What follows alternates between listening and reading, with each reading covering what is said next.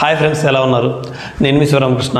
ఈరోజు మనం ప్రతి ఒక్కరికి ఉపయోగపడేది అంటే ఒక ఫ్రెషర్స్ క్యాండిడేట్స్కి లేదా ఒక ఎక్స్పీరియన్స్డ్ క్యాండిడేట్స్కి, జాబ్ హోల్డర్స్కి ఇద్దరు కూడా ఏదైనా ఒక మంచి జాబ్ తెచ్చుకోవాలంటే కన్ఫర్మ్ రెజ్యూమ్ అయితే కావాలి. ఆ ప్రొఫెషనల్ రెజ్యూమ్ని ఎలా ప్రిపేర్ చేయాలో ఈ వీడియోలో తెలుసుకుందాం.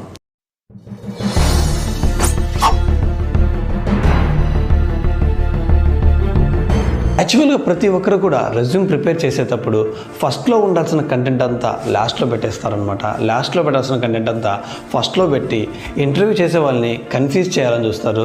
ఆ కన్ఫ్యూజన్లో ఆయన ఎక్కువ అడిగేస్తారనమాట క్వశ్చన్స్.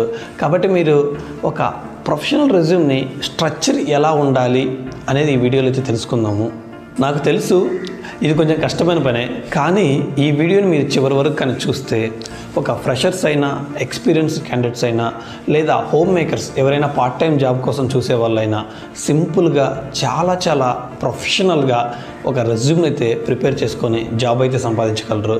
కాబట్టి మీరు ఈ వీడియోని చివరి వరకు అయితే స్కిప్ చేయకుండా చూడండి. నెక్స్ట్ 2 days ఎజెండా ఏంటో తెలుసుకుందాం.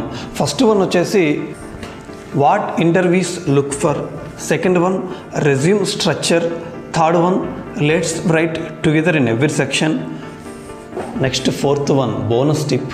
ఈ బోనస్ టిప్ మీకు చాలా హెల్ప్ అవుతుంది. మీకు ఎవరు కూడా ఈ బోనస్ టిప్ అయితే చెప్పరు, కాబట్టి ప్రతి ఒక్కరూ బోనస్ టిప్ కోసం అయితే వెయిట్ చేయండి. ఈ బోనస్ టిప్ మీకు మీ రెజ్యూమ్ని నెక్స్ట్ లెవెల్కి అయితే తీసుకెళ్ళిపోతుంది కన్ఫామ్గా. నెక్స్ట్ వీడియోలోకి వెళ్ళే ముందు ఫస్ట్ మీకు CV అంటే ఏంటి, రెజ్యూమ్ అంటే ఏంటి, what is the difference between CV and resume ఇప్పుడు చెప్తాను. CV అంటే ఏంటంటే నీ జాబ్ హిస్టరీ అనమాట. అంటే నీ కంప్లీట్ డీటెయిల్స్, నువ్వు ఏ కంపెనీలో ఎప్పటి నుంచి ఎప్పటి వరకు వర్క్ చేసావు, దాని తర్వాత ఆ కంపెనీలో నీ రోల్ ఏంటి, అలా ప్రతి ఒక్కటి కూడా మొత్తం ఒక 5 to 6 pages కూడా వస్తుంది CVలో. వాటి మొత్తాన్ని కలిపి కరికులం పెట్టి అంటారు. అదే రెజ్యూమ్ అంటే షార్ట్ డీటెయిల్స్ అనమాట. ప్రతి ఒక్కరు కూడా చాలా సింపుల్గా, అంటే ఒక ఫ్రెషర్ని అయితే నాకు రెజ్యూమ్ అని పెట్టుకోవచ్చు. అదే ఒక ఎక్స్పీరియన్స్డ్ క్యాండిడేట్స్ అయితే కరికులం విటే అంటే షార్ట్కట్లో CV అని పెట్టుకోవచ్చు అనమాట. Starting heading. First of all ఇది చిన్న డిఫరెన్స్ తెలుసుకొని మీరు నెక్స్ట్ ఎక్స్పీరియన్స్డ్ క్యాండిడేట్స్ పెట్టేటప్పుడు పైన CVని మెన్షన్ చేయండి. అదే ఫ్రెషర్స్ కానైతే రెజ్యూమ్ అని మెన్షన్ చేయండి. First one what interviews look for. అంటే మీరు ఏదైనా ఒక జాబ్కి అప్లై చేశారనుకోండి, ఏదైనా ఒక IT సెక్టర్లో జాబ్ అప్లై చేశారనుకోండి. IT అంటే ITఏ కాదు, బ్యాంకింగ్, నెక్స్ట్ ఎనీ మార్కెటింగ్ సంబంధించింది, ఎడ్యుకేషన్ సంబంధించింది, ఫార్మాకు, ఏదైనా తీసుకోండి, ఏ ప్రొఫెషన్ అయినా తీసుకోండి. ఒక జాబ్కు మీరు అప్లై చేస్తే ఆ జాబ్కి కాంపిటీషన్ హండ్రెడ్స్ కాదు థౌజండ్స్ ఆఫ్ పీపుల్స్ అదే జాబ్కి అప్లై చేస్తారు. ఈ విషయం మీరు గుర్తుపెట్టుకోండి.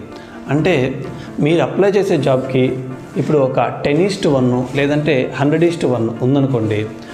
ప్రతి ఒక్కరూ అయితే ఆ రెజ్యూమ్స్ని చూస్తారనమాట. అంటే ఎంతమంది అప్లై చేస్తే మ్యాక్సిమం అంతమంది రెజ్యూమ్స్ అయితే చూస్తారు. హార్డ్లీ ఇంటర్వ్యూ చేసేవాళ్ళు 5 to 6 seconds లేదంటే మ్యాక్సిమం 1 minute అయితే మీ రెజ్యూమ్ చూస్తారు. మీ ఆ 1 minuteలో అందరూ తయారు చేసే రెజ్యూమ్లా కాకుండా మీది కొంచెం క్రిప్సీగా ఉండాలన్నమాట. అంటే కొంచెం మసాలా యాడ్ చేయాలి, చాలా అట్రాక్టివ్గా ఉండాలన్నమాట ఆ రెజ్యూము. అప్పుడే ఆ ఇంటర్వ్యూ యొక్క ఫోకస్ అంతా మీ రెజ్యూమ్ మీద పడుతుంది, మీది షార్ట్ లిస్ట్ చేయబడుతుంది. కాబట్టి మీరు అందరూ చేసే విధంగా కాకుండా కొంచెం డిఫరెంట్గా అయితే చేయండి. అది ఎలా చేయాలనేది నెక్స్ట్ స్టెప్లో మీకే చెప్తాను. అదే మీరు అలా కానీ చేయకపోతే మీరు ఒక గోల్డెన్ ఆపర్చునిటీ అయితే మీరైతే మిస్ అవుతారు. కాబట్టి మీరు చివరి వరకు చూసి అదే విధంగా మీరు నెక్స్ట్ ప్రిపేర్ చేసుకోండి. Next second one resume structure. ఈ రెజ్యూమ్ స్ట్రక్చర్ని బిల్డ్ చేయాలంటే మీరు గూగుల్ డాక్స్లోకి వెళ్ళండి. ఇది ప్రమోషన్ అయితే కాదు, ఎందుకంటే గూగుల్ నాకు ఎటువంటి మనీ అయితే ఇవ్వదు, మీ ఇన్ఫర్మేషన్ కోసం చెప్తున్నాను ఇది. నెక్స్ట్ గూగుల్ డాక్స్లోకి వెళ్ళండి. గూగుల్ డాక్స్లోకి వెళ్ళి అక్కడ ఆల్రెడీ కొన్ని ఫార్మాట్స్ ఉంటాయన్నమాట. స్టాండర్డ్ ఫార్మాట్స్ డిఫాల్ట్గా ఉంటాయి. వాటిలో మీకు సెట్ అయ్యేది, అంటే మీకున్న కంటెంట్కి సెట్ అయ్యేది ఒకటి సెలెక్ట్ చేసుకోండి. ఫస్ట్ నేనైతే ఇది సెలెక్ట్ చేసుకుంటాను. దీనికి మీకు IT రిలేటెడ్గా నేను ఎక్స్ప్లెయిన్ చేస్తాను. మీకు ఐటీకి సంబంధించినవి తీసేసి మీరు ఏ యొక్క సెక్టార్ అయితే, ఫార్మా అయితే ఫార్మా, బ్యాంకింగ్ అయితే ఎడ్యుకేషన్, ఏదైనా నన్ను అదర్ దెన్ ఏదైనా ప్రాబ్లం లేదు, మీరు మీకు సంబంధించిన అయితే ఫిల్ చేసుకోండి. నెక్స్ట్ ఇక్కడ ఏంటంటే మీకు ఒక చిన్న క్లారిటీ అయితే ఉండాలి. ఇక్కడ చాలా ఉంటాయన్నమాట, మొత్తం చాలా ఇన్ఫర్మేషన్ అయితే ఉంటుంది. దీనిలో మీరు ఏమి మెన్షన్ చేయాలి, ఏమి మెన్షన్ చేయకూడదు అనేది అయితే మీరు కన్ఫామ్గా క్లారిటీ అయితే మెయింటైన్ చేయాలని. నెక్స్ట్ ఇక్కడ దీంట్లో పార్ట్గా ఫస్ట్ యువర్ నేమ్ అనమాట. నీ నేమ్ అనేది మెన్షన్ చేయాలి. ఇక్కడ నేను మొత్తం ఇక్కడ చూపిస్తాను చూడండి.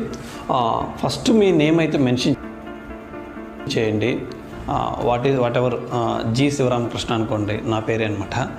జి శివరామకృష్ణ అనేది మెన్షన్ చేయండి. దాని కింద ఒక ప్రొఫెషనల్ టైటిల్ అనేది ఉండాలి. ఇది మస్ట్ అండ్ షుడ్, ఇది గుర్తుపెట్టుకోండి.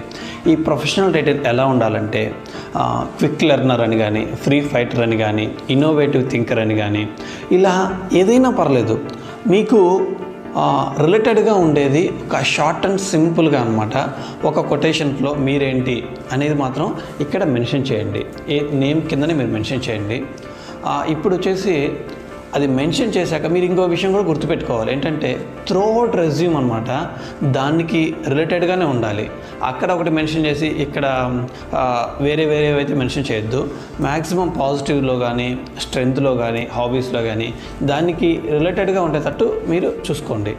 నెక్స్ట్ ఇక సెకండ్ స్టెప్ వచ్చేసి ఆ మెయిల్ ఐడి అయితే మెన్షన్ చేయండి రైట్ సైడ్లో. ఈ మెయిల్ ఐడి ఫ్రెషర్స్ మాత్రం ఇక్కడ చిన్న విషయం గుర్తుపెట్టుకోవాలి. మనం కాలేజ్ డేస్ మెయిల్ ఐడీస్ ప్రతి ఒక్కరికి ఉంటాయన్నమాట. వాళ్ళు ఆషుకి 123@gmail.com లేదంటే ప్రేమ 143@gmail.com ఇలాంటివి చెత్త అనమాట. ఇలాంటివి చెత్తవి మనకు మెన్షన్ చేస్తుంటారు మెయిల్ ఐడీస్లో. పొరపాటున అలాంటివి అయితే చేయకండి. Should be professional. చాలా ప్రొఫెషనల్గా ఉండాలి మీ మెయిల్ ఐడి. అలా క్రియేట్ చేసుకోండి. లేకపోతే కొత్తది క్రియేట్ చేసుకొని అక్కడ మెన్షన్ చేయండి. అది మాత్రం మీరు మర్చిపోవద్దు. ఎక్స్పీరియన్స్లో అయితే వాళ్ళు ఆల్రెడీ ఏవైతే మెయిల్ ఐడీస్ ఫాలో అవుతారో ఆ మెయిల్ ఐడీస్ని అయితే ఇవ్వండి. కింద ఫోన్ నెంబరు, మీరు ఫోన్ నెంబర్ కూడా ఇచ్చేయండి మెయిల్ ఐడి కిందనే. ఇంకా కూడా మీరు ఒక మెయిన్ పొజిషన్ అనమాట, కొంచెం లీడ్ పొజిషన్లో కానీ ఉంటే, అంటే మేనేజర్, సీనియర్ మేనేజర్, డైరెక్టర్ లెవెల్లో కానీ ఉంటే మీరు ఇంకా కూడా కొన్ని మెన్షన్ చేయొచ్చు. ఏమిటంటే మీ లింక్డ్ఇన్ ఐడి కానీ, ఇంకా ట్విట్టర్ ఐడి కానీ, అలాంటివి కూడా కొన్ని మీరు చాలా ప్రొఫెషనల్గా ఉంటుందన్నమాట. అవైతే మీరు మెన్షన్ చేయండి.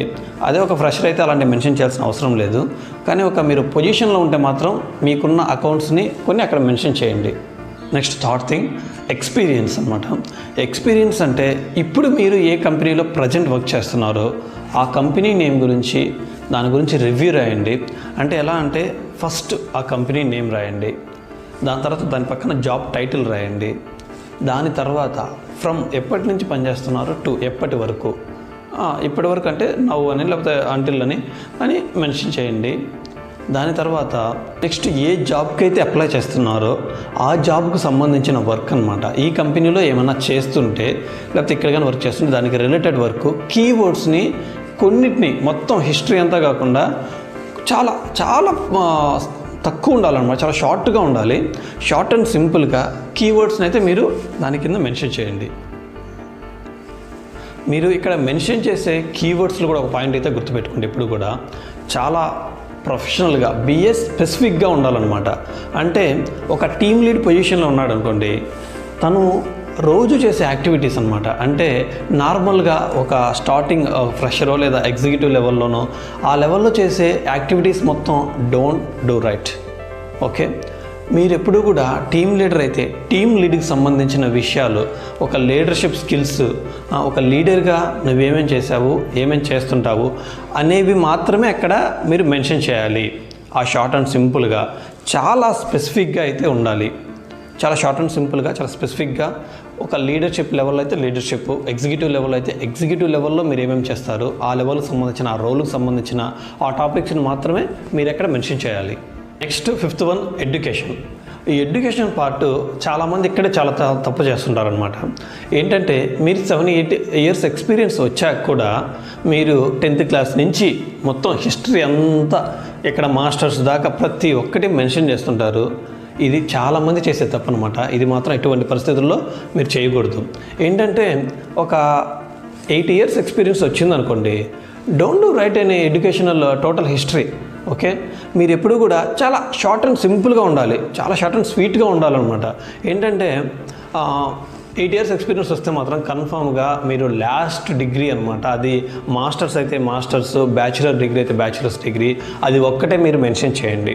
అది ఒక్కటే మీరు మెన్షన్ చేసి దాని కిందనే ఒక యూనివర్సిటీ నేము, పక్కన కాలేజీ, ఏ ఇయర్ మీరు పాస్డ్ అవుట్, అదొక్కటే ఉండాలి చాలు. లాస్ట్ డిగ్రీ ఒక్కటి ఉంటే సరిపోతుంది. అదే మీరు ఫ్రెషర్గా కానీ అప్లై చేస్తున్నారంటే జాబు 10th నుంచి ప్రతి ఒక్కటి ఉండాలి. 10th, ఇంటర్మీడియట్, డిగ్రీ, మాస్టర్స్ 4 మాత్రం మీరు మెన్షన్ చేయాలి. ఫ్రెషర్కి అయితే మాత్రం, ఎక్స్పీరియన్స్డ్కి అయితే మాత్రం లాస్ట్ డిగ్రీ ఒక్కటే మీరు మెన్షన్ చేస్తే సరిపోతుంది. ఇంకా నెక్స్ట్ వచ్చేసి స్కిల్స్ అనమాట. ఈ స్కిల్స్ అనేది చాలా ప్రొఫెషనల్గా ఉండాలి. ఈ స్కిల్స్ ఎలా ఉండాలంటే ఎప్పుడు కూడా మీరు ఒక ఐటీకి సంబంధించిన జాబ్కి అప్లై చేస్తుంటే మీకు ఎక్స్ట్రా కోర్సెస్ అయితే నేర్చుకొని ఉంటారు కదా, C++, జావా ఇలాంటి కోర్సెస్ అయితే మీరు అక్కడ మెన్షన్ చేయండి. అదే మీరు వేరే సెక్టార్ అనుకోండి, ఏదో ఫార్మానో, ఎడ్యుకేషనల్, ఏదో సంథింగ్ వేరే సెక్టార్ అనుకోండి, అక్కడ మీరు ఏమేమి మెన్షన్ చేయాలంటే కన్ఫామ్గా కూడా మీ యొక్క కమ్యూనికేషన్ స్కిల్స్ కానీ, మీ యొక్క స్ట్రెంగ్త్స్ కానీ, ఇంకా కూడా ఏదైతే మీరు ఆ జాబ్కి అప్లై చేస్తున్నారో ఆ జాబ్కి సంబంధించిన సోషల్ మీడియా సంబంధించినవి కానీ, ఇంకా మీ లీడర్షిప్ స్కిల్స్ కానీ, మీలో ఉన్న టాలెంట్ అయితే మీరు అక్కడ మెన్షన్ చేయండి స్కిల్స్ దగ్గర. కానీ మీరు ఏది చేసినా కూడా మీరు అప్లై చేసే జాబ్కి రిలేటెడ్గా అయితే ఉండాలి. నెక్స్ట్ ఇక అడిషనల్ సెక్షన్కి వద్దాము. ఈ అడిషనల్ సెక్షన్లో మీకు కొన్ని చెప్తాను నేను, అవన్నీ మీరు మెన్షన్ చేయండి. వాటిలో 2 అయితే కన్ఫామ్గా మీరు సెలెక్ట్ చేసుకొని ఆ రెండింటి గురించి అయితే మీరు డిస్క్రిప్షన్ చేయండి అనమాట. వస్తే అవార్డ్స్ అయినా, సర్టిఫికేట్స్ అయినా, పబ్లికేషన్స్ అయినా, పేటెంట్స్ అయినా, వాలంటరీ వర్క్స్ అయినా, లాంగ్వేజెస్ నౌన్ అని కానీ, ఎక్స్ట్రా కరికులర్ యాక్టివిటీస్ కానీ, హాబీస్ కానీ, ఇలా ఏదైనా పర్లేదు. వాటిల్లో ఒక 2 సెలెక్ట్ చేయండి. మీకు ఈజీగా అనిపించేవి, మీరు చెప్పగలిగేవి ఇంటర్వ్యూ అడిగినప్పుడు ఆ రెండింటిని మెన్షన్ చేసుకొని, హాబీస్ అయినా, లాంగ్వేజెస్ అయినా వాటిని మాత్రం మీరు ఒక స్పెసిఫిక్గా సింపుల్గా అడిషనల్ సెక్షన్లో మీరు మెన్షన్ చేయండి. ఇప్పుడు దాకా మీరు ఎక్స్పీరియన్స్ రెజ్యూమ్ అయితే చూశారు కదా. ఇప్పుడు మనం ఫ్రెషర్స్ రెజ్యూమ్ ఎలా ప్రిపేర్ చేయాలని తెలుసుకున్నాము. ఒక ఫ్రెషర్స్ రెజ్యూమ్ ఎప్పుడు కూడా చాలా షార్ట్గా అయితే ఉంటుంది, చాలా షార్ట్గా ఉంటుంది, చాలా షార్ట్గా ఉండాలి కూడా. ఏంటంటే ఫస్ట్ స్టార్టింగ్ నేము, మెయిల్ ఐడి అవన్నీ కూడా యాజ్ యూజువల్ అనమాట. ఎక్స్పీరియన్స్డ్ క్యాండిడేట్స్కి అయితే ఎలా అయితే మెన్షన్ చేశారో అలాగే మీరు కూడా మెన్షన్ చేయండి. దాని తర్వాత వచ్చేసి ఆబ్జెక్టివ్ కానీ, స్కోప్ కానీ, డిస్క్రిప్షన్ ఏదో ఒకటి స్టార్టింగ్ మనం చెప్తాము. అది కూడా నేను వీలైతే మీకు కింద నేను లింక్లో ప్రొవైడ్ చేస్తాను, డిస్క్రిప్షన్లో ప్రొవైడ్ చేస్తాను. దాని తర్వాత వచ్చేసి ఇంకా ఎడ్యుకేషన్ అనమాట. ఎడ్యుకేషన్ గురించి కూడా నేను మీకు ఆల్రెడీ డిస్కస్ చేశాను. ఇప్పుడు కూడా ఆ ఎక్స్పీరియన్స్ క్యాండిడేట్స్ లాగా షార్ట్ అండ్ సింపుల్గా పెట్టమాకండి. ఒక ఫైనల్ డిగ్రీ పెట్టొద్దు, స్టార్టింగ్ నుంచి అనమాట. ఎస్ఎస్సి, 10th, ఇంటర్మీడియట్, అదే ఎస్ఎస్సి అన్న 10th అన్న ఒకటే, ఇంటర్మీడియట్, నెక్స్ట్ యూజీ, పీజీ అవన్నీ కూడా ఒక సీక్వెన్స్ ప్రకారం మీరు మెన్షన్ చేయండి. ఇంకా ఎక్స్పీరియన్సెస్ బదులుగా మీరు ఏవైనా ఇంటర్న్షిప్ స్కిల్స్ చేస్తున్నా కానీ, లేదంటే ఏదైనా ప్రాజెక్ట్ సంబంధించినవి కానీ, ఎక్కడైనా మీరు ఒక 3 months అలా ట్రైనింగ్స్కి వెళ్తారు కదా, ఆ ట్రైనింగ్స్ సంబంధించినవి కానీ అవన్నీ కూడా మీరు అక్కడ మెన్షన్ చేయండి ఎక్స్పీరియన్సెస్ బదులుగా.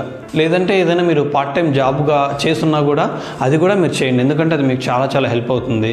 ఒక ఫార్మసీ అయిపోయిన వాడు మెడికల్ షాప్లో పార్ట్ టైం జాబ్గా చేస్తే అది మీరు మెన్షన్ చేస్తే మీరు ఒక ఎక్స్పీరియన్స్డ్ క్యాండిడేట్ లాగా మీరు శాలరీని అయితే డిమాండ్ చేయొచ్చు.